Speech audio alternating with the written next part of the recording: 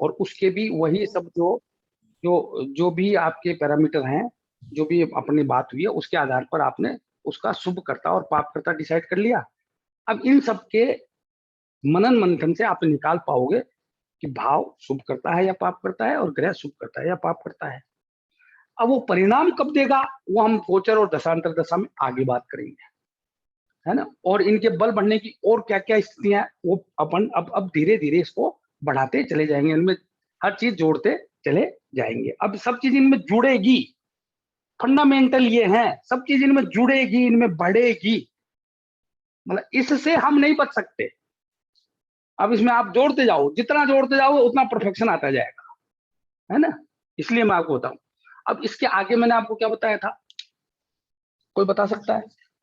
कि मैंने आपको बताया था कि अब हम बात करेंगे धर्म की और संबंध की। आप लोग थोड़ा, इसके आगे मैंने यही बताया था या कुछ और बताया था? हेलो, ये सब डिसाइड करने के बाद मैं क्या तय करूंगा? हेलो, तो मैंने आपको बताया था कि ये सब आपने तय कर लिया। अब इसमें विभिन्न विभिन्न भाव आएंगे, विभिन्न विभिन्न ग्रह आएंगे, एक दूसरे को प्रभावित करने वाले विभिन्न विभिन्न भाव आएंगे, विभिन्न विभिन्न ग्रह आएंगे। तो आपको क्या देखना है कि उनमें सहधर्मी कौन है। सहधर्मी उस परिणाम को प्राप्त करने में अहम भूमिका अदा करेंगे। मान लीजिए शुभ शुभ शुभ और शुभ भावेश हैं, तो वो सहधर्मी हो गए। अब शुभ शुभ का सहधर्मियों का संबंध हो गया, तो वह शुभ परिणाम उत्पन्न करेंगे अल्टीमेट। अब अशुभ अशुभ अशुभ ने आपस में संबंध कर लिया, तो वो पूर्ण अशुभ परिणाम उत्पन्न करेंगे, क्योंकि वो सहधर्मी हो गए। अब धर्म क्या, कि शुभ है या पाप है। शुभ धर्मी अगर उसका विरुद्ध धर्मी है, तो उसके भाव उसको छीन करेगा। और समधर्मी है, मतलब न तो वो बुरा है न वह, तो वह ग्रह जैसा है वैसा परिणाम स्वयं ही दे लेगा, क्योंकि वो जो न्यूट्रल बैठा है व्यक्ति, जो न्यूट्रल ग्रह उसके साथ बैठा है, उसको प्रभावित ही नहीं कर रहा। तो अगर सहधर्मी है, आप लोग भूल गए थोड़ा सा, मेरे को ऐसा लग रहा है। एक तो हुआ सहधर्मी, एक हुआ समधर्मी, और एक हुआ विरुद्ध धर्मी। देखो इस टर्मिनोलॉजी को आप मत भूलिए, आप है ना अपने मन मस्तिष्क पे इसको स्थापित कर लीजिए। जो जो शब्द मैं यूज करता हूं ना, ये शब्द बहुत सोच समझ के मैंने लिए हुए हैं। जैसे मैं बात करता हूँ कि भाई ये इसका पोषण कर पाएगा, कि भरण कर पाएगा, कि रक्षण कर पाएगा, कि ये इसका नियंत्रक ग्रह कौन है, कि ये धर्मी क्या है, कि संबंधी क्या है, कि जो भी मैं कुछ बहुत सी टर्मिनोलॉजी ऐसी लेता हूँ, जो उसको आप अपने मन विचार में लाइए। और कोई शब्द अगर आपको अच्छा लगता है, तो वो आपके मन मस्तिष्क में स्थापित होना चाहिए। तो आपने वो सब तय कर लिए। अब उसमें एक ही ग्रह तो आएगा नहीं, वह किसी से संबंध भी करेगा, किसी से प्रभावित भी होगा, किसी को प्रभावित भी करेगा। तो वह प्रभावित करने वाले ग्रह या प्रभाव पाने वाले ग्रह जो हैं, वह सहधर्मी हो सकते हैं। अब सहधर्मी का से क्या, एक समान धर्म वाले। जैसे केंद्र त्रिकोण के स्वामी है, दूसरा केंद्र त्रिकोण का स्वामी है, वो समधर्मी हुआ। 3 6 8 12 के स्वामी है, तो 3 6 8 12 के स्वामी आपस में समधर्मी हुए। 3 6 11 के स्वामी है, तो आपस में समधर्मी हुए, है ना। ऐसे ही ये तो हुआ भावेश के अनुसार। एक होता है नेचुरल, कि चंद्रमा भी शुभ है तो गुरु भी शुभ है, तो आपके बुध भी शुभ है, तो शुक्र भी शुभ ग्रह है। पापी ग्रह शनि पापी है, मंगल पापी है, राहु पापी, केतु पापी, और सूर्य क्रूर है। तो अब शनि मंगल की युति हो गई, तो वह पाप करेंगे ही। वहां ये आप कतई नहीं सोचे कि दोनों पापत्व उनका नैसर्गिकता है, और धर्म और हो जाए उनका, तो पाप करेंगे ही। शुभ ग्रह है वो शुभ करेंगे ही। तो वो सब चीजों देख के आपने भावेश के अनुसार, उनकी नैसर्गिकता के अनुसार आप, या स्वभाव अनुसार, तीसरा उनका स्वभाव अनुसार आप निर्धारण कर सकते हैं। जैसे चंद्र और शुक्र, भाई शुक्र चंद्र को शत्रु मानता है, लेकिन चंद्रमा का तो सम है वो, लेकिन दोनों का स्वभाव एक जैसा है। दोनों स्त्री ग्रह हैं, सबका भला चाहते हैं, वैभव ऐश्वर्य के स्वामी है, धन कारक है, काम शक्ति कार्य सिद्धि ये देते हैं, है ना। जनता को रिप्रेजेंट करते हैं, स्त्री जातक के लिए विशेष शुभकर होते हैं, तो उनका स्वभाव एक जैसा हुआ, है ना। तो वो धर्म के निर्धारण में 3 पैरामीटर आपको रखने हैं कि वह नैसर्गिक रूप से, भावेश के अनुसार, प्राप्त के अनुसार, और स्वभावानुसार। स्वभावानुसार, सब विरुद्ध हो सकते हैं लेकिन स्वभाव एक जैसा हो, है।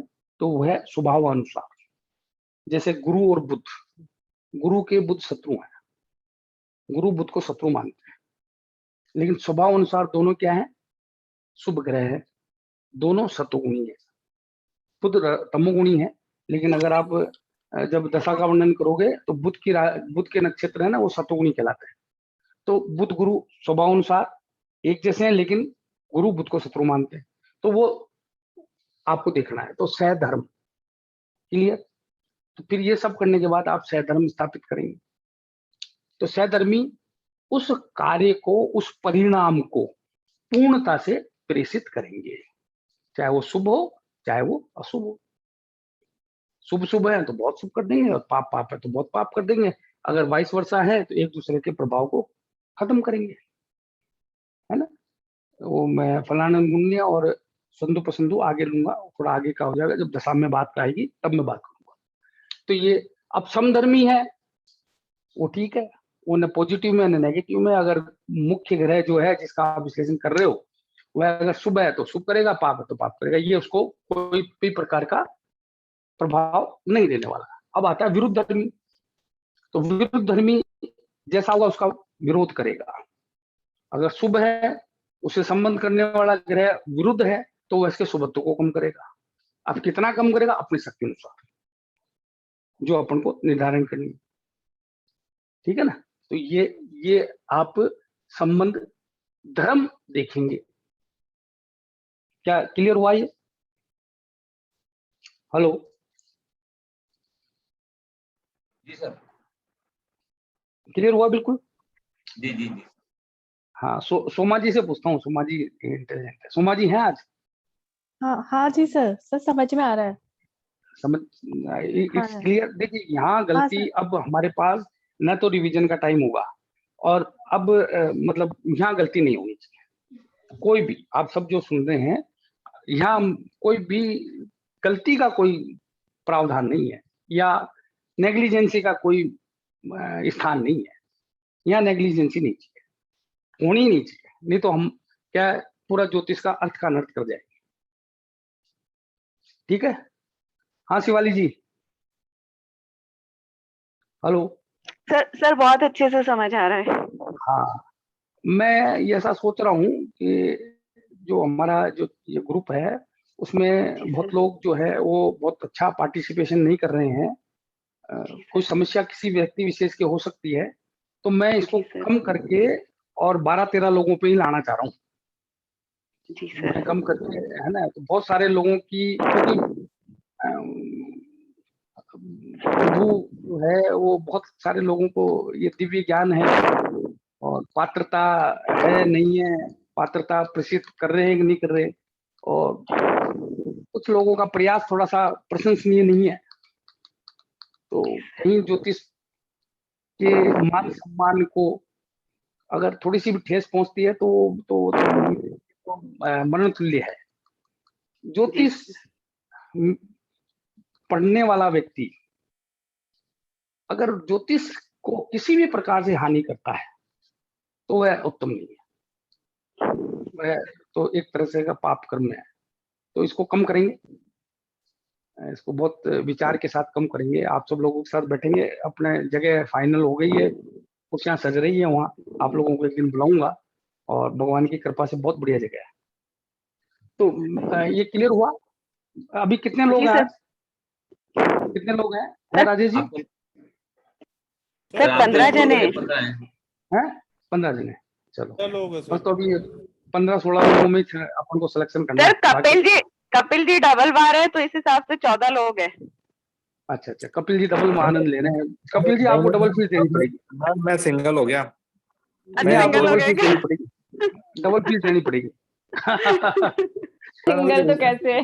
वो सर एक ही हाँ वीडियो हाँ, छोटा बोलिए होता है, साउंड थोड़ा तेज था इसलिए डबल से किया था मैंने बीच में कुछ देर के कोई लिए। बात नहीं, सीख रहे हो ये अच्छी बात। अच्छा, पंकज जी कैसा समझ में आ रहा है? मैंने आपको बहुत अच्छी तरह बताया थी, पुस्तकों में आप पढ़ते हो चतुर्विध संबंध, इसका मैंने एक फॉर्मूला भी आपको बताया था, पीएस पीएसी। और पाराशर जी ने चतुर्विध नहीं पंचविध संबंध बताया, माना है उन्होंने। केंद्र त्रिकोण संबंध को भी संबंध माना है, और मैं भी उसको मानता हूँ, क्योंकि कोई भी ग्रह के केंद्र त्रिकोण में आके ग्रह उसको बलवान करते ही हैं। और जब हम बहुत सारे योगों की बात करेंगे तो वो अगर हमारे मन मस्तिष्क में शुरू से ही बैठ जाएगा तो हम केंद्र त्रिकोण को देखना शुरू कर देंगे, और जो हमारे उत्तम परिणामों को प्राप्त करने में सहायक होगा। तो कोई मेरे को बता सकता है ये चतुर्विध संबंध क्या क्या है? तो प्लेसिंग है, एस्पेक्ट है, कंजंक्शन है, हाँ, यस, एंड और एक्सचेंज। तीन तो एक्सचेंज एक्सचेंज तो Exchange. आप Exchange प्लेसमेंट है को, हाँ हाँ, एक्सचेंज। प्लेसमेंट कोई बता सकता है प्लेसमेंट क्या है? What is the meaning of placement? Can anybody? Sir ये Please, षडाष्टक go है, ahead. That is placement. है जी? ये षडाष्टक है ना सर, ये प्लेसमेंट है। ना ना ना ना ना ना ना ना नहीं नहीं। हाँ, तब जब उसी ग्रह एक स्थान दूसरे पे की बैठ- राशि को देखता हो। है जी? सर कोई ग्रह हाँ कोई हाँ कोई भी ग्रह, जैसे मंगल गुरु को देख रहे हैं और गुरु मंगल को देख रहे हैं। यस, जब दो ग्रह आपस में देखते हैं तो वो प्लेसमेंट है। कोई भी दो ग्रह जब एक दूसरे को देखते हैं तो वो प्लेसमेंट है। आस्पेक्ट जब कोई ग्रह अपनी राशि को देखता है, जब भी कोई ग्रह अपनी राशि को देखता है ना, अपनी राशि को देखता है तो वह आस्पेक्ट है। यानी अपनी राशि में बैठे हुए ग्रह को जब कोई ग्रह देखता है तो वह आस्पेक्ट है। तो मान लीजिए कर्क राशि में चंद्रमा, कर्क राशि में कोई गुरु बैठे हुए हैं और चंद्रमा उनको देख रहे हैं तो वो आस्पेक्ट है। कंजक्शन जब दो या दो से ज्यादा ग्रह एक साथ बैठ जाए तो वो कंजक्शन है, संयुक्त होकर, है ना। सह स्थान भी कहलाता है ये, सह स्थान। और एक्सचेंज जब दो ग्रह एक दूसरे के घर में बैठे, जब दो ग्रह एक दूसरे के घर में बैठे हों तो वह एक्सचेंज कहलाता है।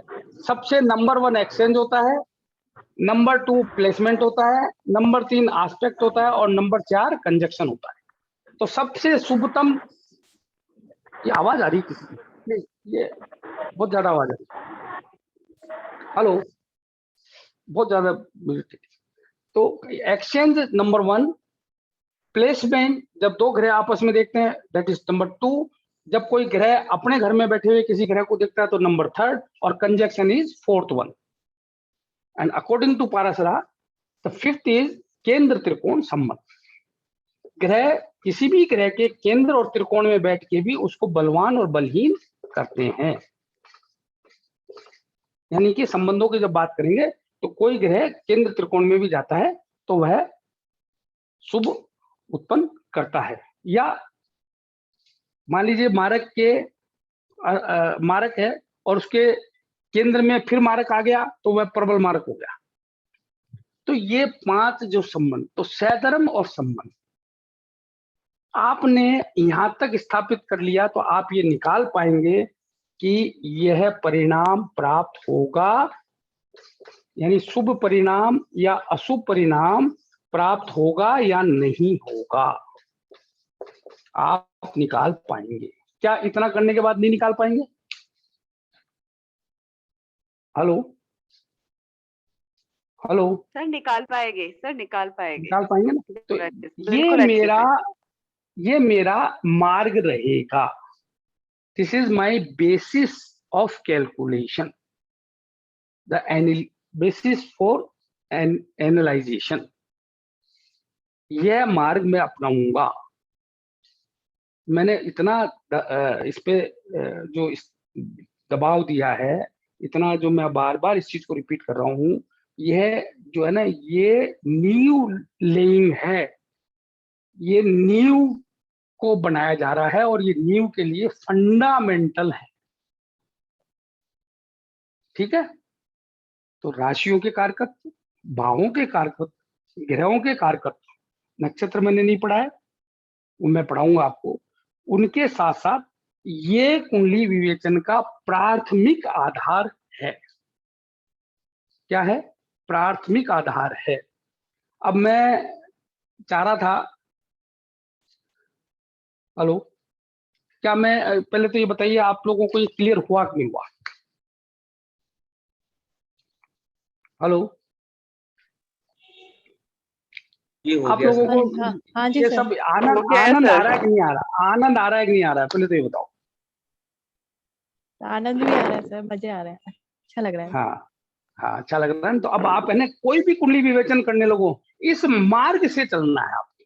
ये मार्ग से अलग नहीं जाना, ये मार्ग अपनाना ही है, दैट इज मैंडेटरी।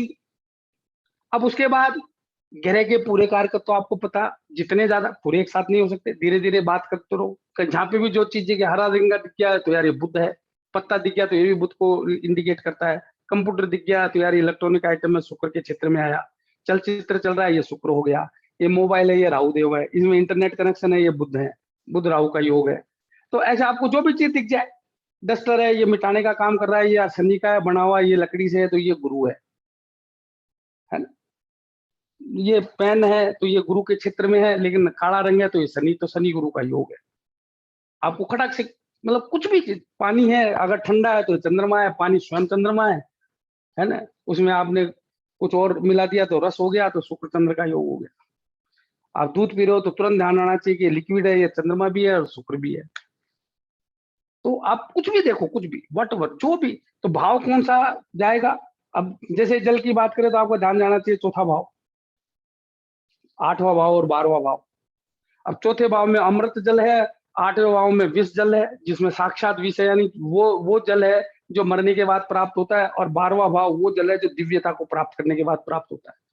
तो जल कौन सा है ना, वो तो आपको पता चलना चाहिए कि मैं जल की जब भी बात करूं तो 4, 8, 12।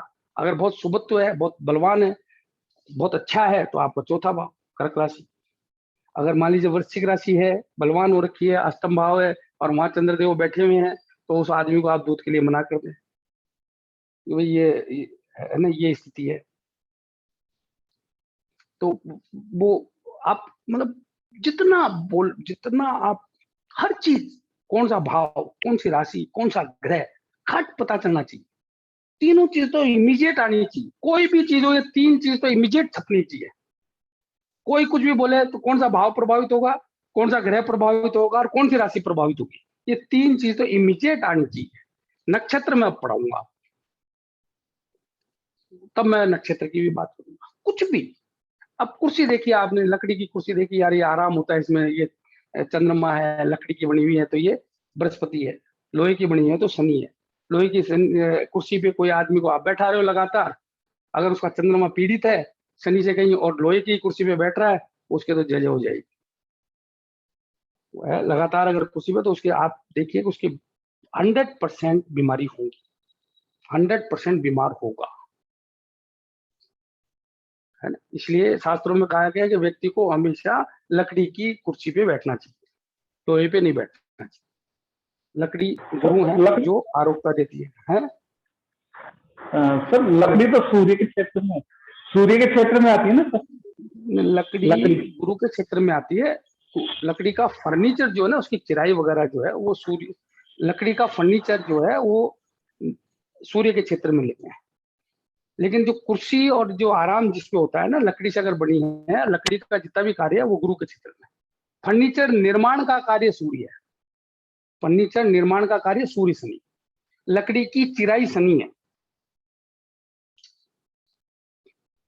समझ रहे हो, लकड़ी की जो चिराई करते हैं ना, जो आरा मशीन वगैरह होती है, वो शनि है। तो लकड़ी की चिराई शनि है। लकड़ी से फर्नीचर बनाने का कार्य सूर्य है। अगर आप किसी को कहते हो कि भाई तुम लकड़ी का कार्य करो तो शनि और सूर्य का देख लो, अगर उसका कॉम्बिनेशन है तो लकड़ी का फर्नीचर बनाने का कार्य कर सकता है। पर लकड़ी से बनी हुई चीजें है ना, वो गुरु है। ये डिस्टिंग्विश हम करेंगे आप। क्लियर हुआ हितेश जी? हेलो, हाँ सर, हाँ सर, हाँ सर। क्लियर हो गया? हाँ। इसलिए हाँ। शास्त्र में क्या कहा है, जब सस्तेज जो है ना, सस्तेज जो है दशम भाव में होता है, तो व्यक्ति को लकड़ी के कार्य से और पत्थर के कार्य से बहुत फायदा होता है। आप बताओ क्यों होता है?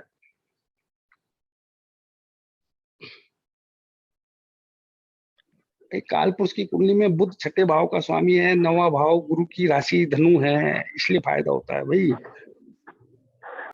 चलो वो आगे बताएंगे। तो क्लियर हुआ हितेश जी आपको? ये बढ़िया है, ये इस तरह डिस्टिंग्विश करेंगे तो और मजा आएगा। हाँ, बिल्कुल तो सर। ये प्रसंग बस आ गई बात इसलिए। तो मेरा कहने का आशय ये है कि आप दैनंदिनी में इन योर डेली रूटीन आपका मन मस्तिष्क जो है ना, चीजों को तुरंत स्थापित करना चाहिए। तुरंत आपको पता चलना चाहिए कि आप किस चीज को एक्टिवेट कर रहे हो, तो उसके क्या परिणाम आपको मिलने हैं, और क्या चीज को देख रहे हो। तो ये सब चीजें पता होनी चाहिए व्यक्ति को, है ना? किसी व्यक्ति का बुध बहुत ज्यादा पीड़ित हो और उस व्यक्ति को आप अगर प्लास्टिक की कुर्सी बैठाएंगे और उसमें अगर वेंटिलेशन नहीं है तो प्लास्टिक में होता नहीं है, उसके निश्चित मानिए चर्म रोग होगा।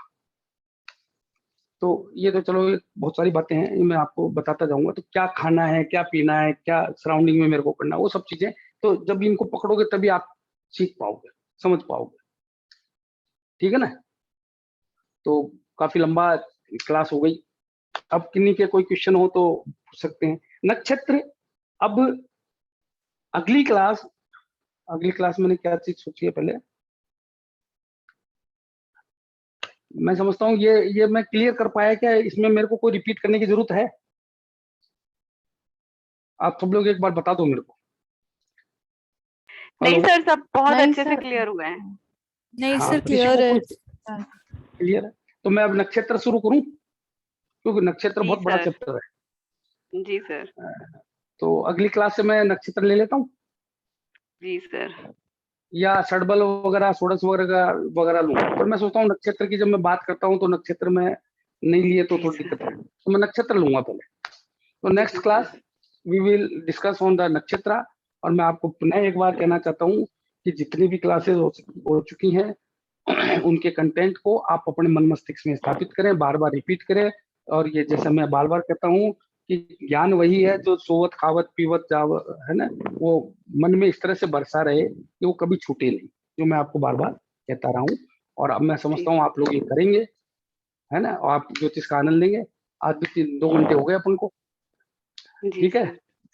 किन्हीं के कोई क्वेश्चन हो तो मेरे से पूछ सकते हैं, 5 मिनट का और टाइम है। कोई भी अरे एनी टाइम किसने, है जी? वीडियोस चाहिए ना सर, ये वाले जो वीडियोस वीडियो है सर ना। सब सुरक्षित रखे हुए हैं, वीडियो सारे नहीं वो सुरक्षित रखे हुए हैं। थोड़ी सी हम उसमें थोड़ी सी कृपणता बरत रहे हैं, सर ये वो जो देंगे आप।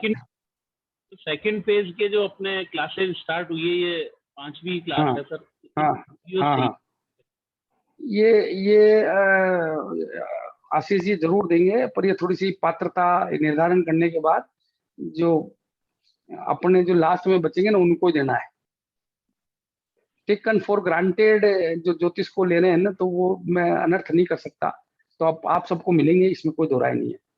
नहीं उसमें ये ना सर थोड़ा और स्क्रूटनी जो थोड़ी जो जल्दी हो सार जाए, भी, क्योंकि फिर के आगे मैं से तो आगे चल आजकल रहे में हैं, जैसे आज वाला। आज ही कर दूंगा, हाँ क्योंकि आज ही आज कर वाला दूंगा और चैप्टर ना वीडियो सर। डाल दूंगा। और आप लोग भी ये ध्यान रखना कि वो वीडियो है ना कुपात्र को नहीं देना।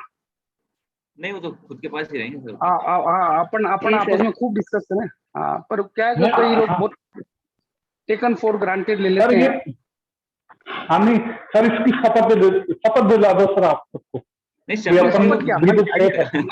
मन से बड़ा, मन से बड़ा, मन से ये बड़ी भी कोई शपथ नहीं होती। मन से बड़ा कुछ ज्योतिष नहीं है।